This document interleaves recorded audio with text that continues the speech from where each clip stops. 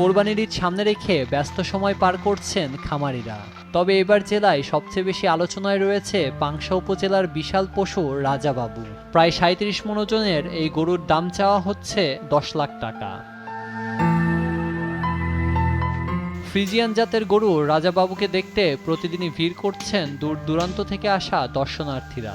সন্তানের মতো গরুটিকে লালন পালন করে ভালোবেসে রাজাবাবু নাম রেখেছিলেন খামারি মোহাম্মদ আলী। গম, ছোলা, চালের গুঁড়া, আলু ও ঘাসসহ দেশীয় খাবার দিয়ে সম্পূর্ণ প্রাকৃতিক উপায়ে গরুটিকে বড় করেন তিনি।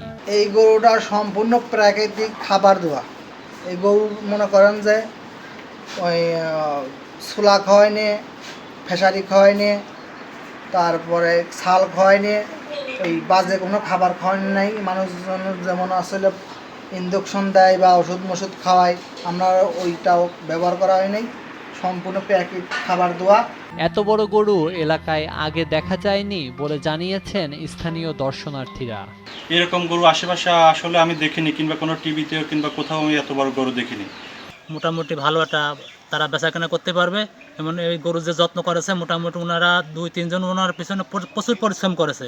সার্বক্ষণিক খামার মনিটরিং করা হচ্ছে বলে জানিয়েছেন রাজবাড়ী জেলা প্রাণী সম্পদ কর্মকর্তা ডাক্তার প্রকাশ রঞ্জন বিশ্বাস। স্টেরয়েড বা হরমোন জাতীয় ওষুধ খাইয়ে হৃষ্টপুষ্টকরণ করলে তার কিন্তু কিছু লক্ষণ বাইরের থেকেই বোঝা যায়। যেমন গবাদি পশুর মাংসের উপরে যদি আপনি আঙুল দিয়ে চাপ দেন, দেওয়ার পরেই কিন্তু সুস্থ পশু হলে সেটা সঙ্গে সঙ্গে সেটা আবার ওই যে জায়গাটা গর্ত হয়ে যাবে সেটা আবার সমান হয়ে যাবে।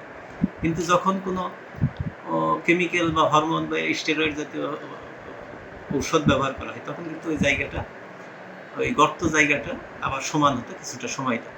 জেলায় কোরবানির পশুর চাহিদা প্রায় 55,000 হলেও প্রস্তুত রয়েছে 70,000-এর বেশি পশু। স্থানীয় চাহিদা মিটিয়ে অতিরিক্ত পশু রাজধানী ঢাকাসহ দেশের বিভিন্ন জেলায় পাঠানোর আশা খামারিদের।